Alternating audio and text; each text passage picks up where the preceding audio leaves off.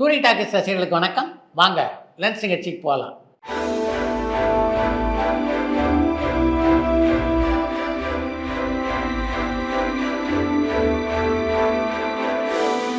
என்னம்மா முதல் கேள்வி? ரகுவரன் சாரோட நீங்க பணியாற்றிருக்கீங்களா? அண்ட் அவரோட உங்களுக்கு நடந்த சுவாரஸ்யமான நிகழ்வுகள் ஏதாவது இருந்தா, அத பத்தி ஷேர் பண்ண முடியுமான்னு சேலம்லேருந்து ஜீவகன் மகேந்திரன் கேட்டிருக்காங்க. நான் தயாரித்த திரைப்படங்கள் எதுலேயும் ரகுவரன் நடிக்கலை அப்படின்னாலும், அவர் 7வது மனிதன் திரைப்படத்தில் நடித்த காலத்திலிருந்து அவரோட எனக்கு நல்ல பழக்கம் உண்டு. நட்புக்கு நல்ல மரியாதை கொடுக்கின்ற ஒரு நல்ல நடிகர் தான் ரகுவரன். எஸ்.ஜே. சூர்யா கடைசியா கதாநாயகனா நடிச்சு வெற்றி பெற்ற திரைப்படம் எதுன்னு சொல்ல முடியுமான்னு தூத்துக்குடியிலேருந்து முகமது கேட்டிருக்காங்க. எஸ்.ஜே. சூர்யா கதாநாயகனா நடித்து கடைசியாக வெற்றி பெற்ற படம்னா அது பல ஆண்டுகளுக்கு முன்னாலே வெளியான நியூ திரைப்படம் தான். நடிகர் சரத்குமாருக்கும் நடிகை நக்மாவுக்கும் இடையே காதல் இருந்ததாகவும், அதனால நடிகர் சரத்குமார் நிழல் உலக தாதாக்களால மிரட்டப்பட்டார்னு வர செய்திகள் உண்மையானு மெக்சிகோலேருந்து பூங்கோதை கேட்டிருக்காங்க. ஒரு காலகட்டத்திலே சரத்குமாருக்கும் நக்மாவுக்கும் காதல் இருந்த உண்மைதான். அந்த காதலால் நானே பாதிக்கப்பட்டிருக்கிறேன். அப்போ என்னுடைய பெரிய தம்பி படத்தில் நடிச்சிட்டு இருந்தாங்க நக்மா. இவங்களுடைய காதல் காரணமாக 2 நாட்கள் படப்பிடிப்புக்கு கூட அவங்க ஒழுங்காக வர முடியாத ஒரு சூழ்நிலை ஏற்பட்டது. ஆனால் அந்த காதல் காரணமாக நிழல் உலக தாதாக்களால் சரத்குமார் மிரட்டப்பட்டதாக எனக்கு தெரியல. எம்ஜிஆர் சார் பொதுவா எல்லார்கிட்டையும் படப்பிடிப்பு தளங்கள்ல உங்ககிட்ட எல்லார்கிட்டையும் கலகலப்பா பேசி சிரிப்பாரான்னு பாண்டிச்சேரியிலிருந்து பிறந்தவன் கேட்டிருக்காங்க. எம்ஜிஆரை பொறுத்த வரைக்கும் அவருக்கு நல்ல அறிமுகமாக இருந்தால் ரொம்ப நல்லா பழகுவார். அவ்வளவாக அறிமுகமாகாதவங்க கிட்ட அது மாதிரி பழக மாட்டார். அவரை நான் படப்பிடிப்புகளில் பார்த்ததுன்னு அது நான் பத்திரிகையாளனாக இருந்த காலகட்டத்தில் தான். அப்போ எம்ஜிஆரோட எனக்கு நெருக்கமான பழக்கம்லாம் இல்லை. நான் படத்தயாரிப்பாளர் ஆனதுக்கு பின்னால் தான் அவரோடு மிக நெருக்கமாக பழகக்கூடிய வாய்ப்பு எனக்கு கிடைத்தது. அதற்கு பின்னால் எங்கே பார்த்தாலும் ரொம்ப நன்றாக பேசி பழகுவார். இறைவன் மிகப்பெரியவன் படத்தினுடைய தயாரிப்பாளர் போதைப்பொருள் விற்றதுக்காக அவரை போலீசார் தேடி வரும் நிலையில அந்த படத்தினுடைய இணை தயாரிப்பாளரும் நடிகருமான அமர போதைப்பொருள் தடுப்பு போலீசார் விசாரணை பண்ணுவாங்களான்னு மதுரையிலிருந்து விஜய் கேட்டிருக்காங்க.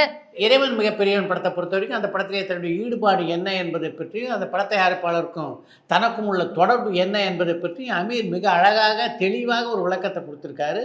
அந்த விளக்கத்தை படித்து பார்த்தீங்கன்னாவே உங்களுக்கு புரியும். தங்கலான் திரைப்படத்துக்கு அப்புறமா நடிகர் விக்ரம் நடிக்கிற அடுத்த திரைப்படம் என்னன்னு யூஎஸ்ல இருந்து அர்ஜுன் கேட்டிருக்காங்க. தங்கலான் படத்தை தொடர்ந்து சித்தா படத்தை இயக்கி அருண்குமாரோடு இணைந்து ஒரு படத்தில் பணியாற்ற இருக்கிறார் விக்ரம். அந்த படத்திலே எஸ்.ஜே. சூர்யாவும் முக்கியமான கதாபாத்திரத்திலே நடிக்க இருக்கிறார். ஸோ நீங்கள் தாவணி கனவுகள் படத்தில் பாரதிராஜா சாரினுடைய அசிஸ்டண்ட்டாக நடிச்சிருப்பீங்க. ஆனால் அந்த படத்தில் பாக்யராஜ் சாரினுடைய அசிஸ்டண்ட்டாக ஒர்க் பண்ணியிருக்கீங்களான்னு பாலக்கோட்லேருந்து சங்கர் கேட்டிருக்காங்க. தாவணி கனவு படத்தில் பாரதி ராஜாவுடைய உதவியாளனாக நான் நடித்தேனே தவிர அந்த படத்தில் பாக்யராஜனுடைய உதவியாளனாக நான் பணியாற்றல. என்னுடைய திரைப்பட கரியர்லேயே பார்த்தீங்கன்னா பாரதி ராஜா தவிர வேறு எந்த இயக்குனரிடமும் நான் உதவி இயக்குனராக பணியாற்றியதில்லை. நடிகர் சிவகார்த்திகேயனுடைய அமரன் திரைப்படம் எப்போ ரிலீஸ் ஆகும்னு காஞ்சிபுரம்லேருந்து சரவணன் கேட்டிருக்காங்க. ராஜ்கமல் நிறுவனம் தயாரிக்க சிவகார்த்திகேயன் நடிக்கின்ற அமரன் திரைப்படம் ஆகஸ்ட் மாதம் வெளிவருவதற்கு எல்லா வாய்ப்புகளும் இருப்பதாக நான் நினைக்கிறேன். உலகநாயகன் கமல்ஹாசனுடைய நடிப்புல இயக்குனர் கே.எஸ். ரவிக்குமார் இயக்கத்தில் வெளிவந்த அவ்வை சண்முகி, பஞ்சதந்திரம், தசாவதாரம், தெனாலி, மன்மத நம்பு ஆகிய 5 திரைப்படங்கள்ல வெற்றி பெற்ற திரைப்படம் எது அண்ட் தோல்வி அடைஞ்ச திரைப்படம் எதுன்னு முகமது கேட்டிருக்காங்க. கே.எஸ். ரவிக்குமாரோட இயக்கத்திலே உலகநாயகன் கமல்ஹாசன் நடித்த படங்கள்ல அவ்வை சண்முகி, தசாவதாரம், தெனாலி, பஞ்சதந்திரம் ஆகிய 4 படங்களுமே வெற்றி படங்கள் தான். இதில் வெற்றி பெறாத ஒரே படம்னா அது மன்மதன் நம்பு திரைப்படம் தான். கேப்டன் விஜயகாந்த் சாரனுடைய முதல் அண்ட் கடைசி வெற்றி திரைப்படம் எதுன்னு சொல்ல முடியுமான்னு வாலஜாபேட்லேருந்து தீபக் கேட்டிருக்காங்க. கேப்டன் விஜயகாந்துடைய திரையுலக பயணத்திலே அவருடைய முதல் வெற்றி படம்னா அது எஸ்.ஏ. சந்திரசேகருடைய இயக்கத்தில் உருவான சட்டம் ஒரு இருட்டறிய திரைப்படம் தான். அவருடைய கடைசி வெற்றி படம்னா அது ஏ.ஆர். முருகதாசுடைய இயக்கத்திலே உருவான ரமணா திரைப்படம். அலைகள் ஓய்வதில்லை படத்தினுடைய தெலுங்கு வெர்ஷன் வில்லன் கேரக்டருக்கு தொடர்ந்து பாசிட்டிவ் ரோல்ல நடிச்சிட்டு வந்த நடிகர் சரத்பாபு சார் எப்படி பாரதிராஜா சார் செலக்ட் பண்ணாருன்னு சென்னையிலேருந்து கௌஷிக் கேட்டிருக்காங்க. அலைகள் ஓய்வதில்லை படத்தினுடைய தெலுங்கு பதிப்பு உருவான காலகட்டத்தில் கதாநாயகனுடைய நண்பனாகவும் சில படங்களிலே வில்லனாகவும் மாறி மாறி நடித்து கொண்டிருந்தார் சரத்பாபு. அதன் காரணமாகத்தான் அலைகள் ஓய்வதில்லை படத்திலே அப்படி ஒரு வில்லன் பாத்திரத்திலே நடிப்பதற்கு அவரை அழைத்து கொண்டு வந்தார் பாரதி ராஜா. ராம்குமார் கணேசன் இப்போ என்ன பண்ணிட்டு இருக்காரு அண்ட் சிவாஜி ஃபிலிம்ஸ் இப்போ பெருசா படங்களை ப்ரொடியூஸ் பண்ற மாதிரியே தெரியலையே, இதுக்கான காரணம் என்னன்னு குவைத்ல இருந்து சந்தியா கேட்டிருக்காங்க. சிவாஜியுடைய மகனான ராம்குமாரை பொறுத்த வரைக்கும் இப்போ அவருடைய முழு கவனம் சிவாஜி ரசிக மன்றத்தின் மீது தான் இருக்கிறது என்று நினைக்கிறேன். இப்போது எந்த திரைப்படத்திலும் அவர் நடிப்பதாக கூட தெரியல. ஜோஷுவா இமைப்போல் காக்க திரைப்படம் அடுத்த மாசம் ரிலீஸ் ஆகுமா இல்ல படத்தை ரிலீஸ் பண்றதுல இயக்குனர் கௌதம் வாசுதேவ் மேனன் ஏதாவது சிக்கலை காண்பாரான்னு மலேசியால இருந்து சிவனேஷ் அருணாச்சலம் கேட்டிருக்காங்க. ஜோஷுவா இமைப்போல் காக்க திரைப்படம் மார்ச் 1ஆம் தேதி என்று நிச்சயமாக வெளியேறும். ஏன்னா அந்த படத்துடைய தயாரிப்பாளர் வேல்ஸ் இன்டர்நேஷனல் அதிபரான ஐஸ்வரி கணேஷ். சார் குணா திரைப்படத்துக்கு பிறகுதான் குணா கேவ்ஸ் பிரபலம் அடைஞ்சதான்னு சென்னையிலிருந்து சுஹேல் கேட்டிருக்காங்க. குணா படத்துக்கு முன்னாலே அந்த குகை பிரபலமானதாகத்தான் இருந்தது. குணா திரைப்படத்துக்கு பின்னால் அந்த குகைக்கு குணா குகை அப்படின்னு பெயர் வந்தது, அவ்வளவுதான். நடிகர் டேனியல் பாலாஜி இப்ப எத்தனை திரைப்படங்களை நடிச்சிட்டு இருக்காருன்னு காஞ்சிபுரம்ல இருந்து சரவணன் கேட்டிருக்காங்க. டேனியல் பாலாஜி இப்போ தமிழ் திரைப்படம் எதுவும் நடிப்பதாக தெரியல, மலையாளத்திலோ அல்லது தெலுங்குலோ நடித்து கொண்டிருப்பார் அப்படின்னு நினைக்கிறேன். வெளிநாடுகள்ல படப்பிடிப்பு நடத்துறதுக்கு மொழி தெரியாத தயாரிப்பாளர்கள் எப்படி பெர்மிஷன் வாங்குவாங்க? அதுக்குன்னு ஏஜென்ட் யாராவது இருப்பாங்களான்னு கரூர்ல இருந்து மோகன் கேட்டிருக்காங்க. வெளிநாடுகளில் நம்முடைய படங்களுடைய படப்பிடிப்பு நடத்தணும்னா அதுக்கு நாங்கள் பல ஆட்கள் இருக்காங்க, அவங்கக்கிட்ட சொல்லிட்டோம்னா அதற்கான எல்லா ஏற்பாடுகளையும் அவர் செய்து தருவார்கள். அடிப்படையில டி ராஜேந்தர் இசையமைப்பாளர் தானே, அப்புறம் எப்படி இயக்குனர் ஆனாரு, எப்படி ஒரே நேரத்துல 2 துறையிலும் பயணிச்சாரு, அவரை பத்தின சுவாரஸ்யமான தகவல்கள் இருந்தா ஷேர் பண்ண முடியுமான்னு பஞ்சாப்ல இருந்து மணிகண்டன் கேட்டிருக்காங்க.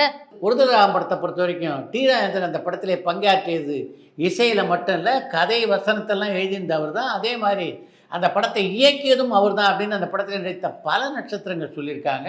அதை நிரூபிப்பதற்காகத்தான் அடுத்தடுத்த படங்களை இயக்கி தன்னுடைய திறமையை நிரூபித்தார் டி ராஜேந்தர். நடிகர்கள் எம்ஜிஆர் சிவாஜி தொடங்கி இப்போ அஜித் விஜய் வரைக்கும் எல்லா நடிகர்களோடும் நடிச்சு மறைந்த நடிகை ஸ்ரீதேவி இப்போ நம்ம கிட்ட இருந்து பிரிஞ்சு 6 வருடங்கள் ஆகுது. இந்த வேளையில நீங்க அவங்க கிட்ட கண்டு வியந்த ஒரு விஷயத்தை பத்தி ஷேர் பண்ண முடியுமான்னு மலேசியால இருந்து சிவனேஷ் அருணாச்சலம் கேட்டிருக்காங்க. ஸ்ரீதேவி எப்படிப்பட்ட ஒரு சிறப்பான நடிகை அப்படின்றது நீங்கள் எல்லோரும் அறிந்த விஷயம். எந்த கதாபாத்திரத்தை கொடுத்தாலும் அந்த கதாபாத்திரத்திலே அனாயாசமாக நடிக்கக்கூடிய ஆற்றலை பெற்றிருந்தார். ஆனால் ஸ்ரீதேவியை பார்க்கும்போது இப்படிப்பட்ட திறமைகளெல்லாம் உள்ளே வைத்து கொண்டிருக்கின்ற ஒரு நடிகையாக ஒரு நாளும் அவரை யாரும் பார்க்க முடியாது. அந்த அளவுக்கு எளிமையாக இருப்பார். ஸ்டார்ட் அப்படின்னு சொல்கிற வரைக்கும் சாதாரண பெண்ணை போல தான் இருப்பார். ஸ்டார்ட் அப்படின்னு டைரக்டர் சொன்னதுக்கு பின்னால் எங்கிருந்து தான் அந்த நடிப்பாற்றல் வருமோ தெரியாது, அந்தளவு சிறப்பாக நடிக்கக்கூடிய வல்லமையை அவர் பெற்றிருந்தார். தமிழ் ஃபிலிம் இண்டஸ்ட்ரியை இப்போ மலையாளம் ஃபிலிம் இண்டஸ்ட்ரி மிஞ்சிட்டாங்களா? ஏன்னா இப்போ தமிழில் அதிகமாக பழைய படங்கள் தான் ரீரிலீஸ் ஆகிட்டு இருக்கு. ஆனால் மலையாளத்தில் கடைசியாக ரிலீஸ் ஆன 4-5 திரைப்படங்கள் தமிழ் சினிமா ரசிகர்கள் கிட்ட பெரும் வரவேற்பு பெற்று வருது. இதை பற்றி உங்களுடைய கருத்து என்னன்னு அம்பத்தூர்லேருந்து சங்கர் கேட்டிருக்காங்க. 4 படங்கள் மலையாளத்தில் வெற்றி படமாக அமைந்து விட்ட ஒரே காரணத்துக்காக தமிழ் பட உலகை மலையாள படம் மிஞ்சி விட்டதாக நீங்கள் சொல்கிறத எப்படி ஏற்றுக்கிறது?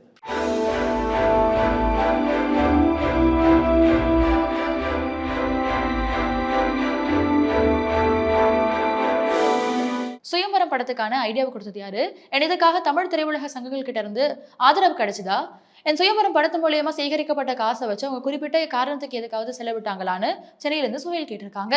24 மணி நேரத்தில் சுயம்பரம் அப்படின்ற பேரில் ஒரு படத்தை தயாரிக்க வேண்டும் அப்படின்னு முடிவெடுத்தது அந்த படத்துடைய தயாரிப்பாளரான ஹேம்நாத் பாபு தான். அந்த படத்துக்கும் திரைப்பட சங்கங்களுக்கும் எந்த சம்பந்தமும் இல்லை. அந்த படத்தை பொறுத்த வரைக்கும் ஒரு தனிப்பட்ட தயாரிப்பாளருடைய தயாரிப்பது. அதனால் அந்த படத்தினுடைய லாபம் நஷ்டம் எல்லாம் அவரைத்தான் சேர்ந்ததை தவிர வேறு யாருக்கும் அதில் பங்கு இருக்கவில்லை. அடுத்து என்று ஒரு தகவல், பரபரப்பாக பல கமர்ஷியல் படங்களை இயக்கி கொண்டிருந்த காலகட்டத்தில் வித்தியாசமான ஒரு திரைப்படத்தை இயக்க வேண்டும் என்ற எண்ணத்திலே மணிவண்ணன் இயக்கிய திரைப்படம் தான் இனி ஒரு சுதந்திரம் அப்படின்ற திரைப்படம். அந்த திரைப்படத்திலே சுதந்திர போராட்ட தியாகியாக சிவகுமார் அற்புதமாக நடித்திருப்பார். வித்தியாசமான படைப்பாக அந்த படம் அமைந்திருந்ததுனால நடிகர் திலகம் சிவா கணேசனுக்கு அந்த படத்தை போட்டு காண்பித்தார் சிவகுமார். நானும் ஒன்றை மாதிரி தான் மிகுந்த ஆர்வத்தோட சுதந்திர போராட்ட தியாகியான வாவு சிதம்பரனார் வேஷத்தில் கப்பலோட்டிய தமிழன் அப்படின்ற படத்தில் நடித்தேன்.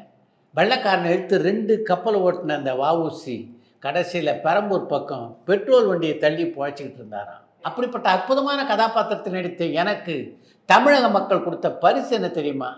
பட்டையாக என்னுடைய நெற்றியிலே நாமத்தை போட்டு விட்டார்கள். இப்போ நீ சுதந்திர போராட்ட தியாகியாக நடிச்சிருக்க, ஜனங்க நாம கட்டியை குழைச்சிக்கிட்டு இருக்காங்க, தயாராக இரு என்று சிவகுமாரனும் சொல்லிவிட்டு விடை பெற்றாராம் சிவாஜி. அந்த படத்தில் நடித்ததுக்கு தனக்கு உரிய அங்கீகாரம் கிடைக்கலன்னு அவர்கிட்ட எந்த அளவு ஆதங்கம் இருந்திருந்தா இப்படிப்பட்ட வார்த்தைகள் சிவாஜியினுடைய வாயிலிருந்து பிறந்திருக்கும்.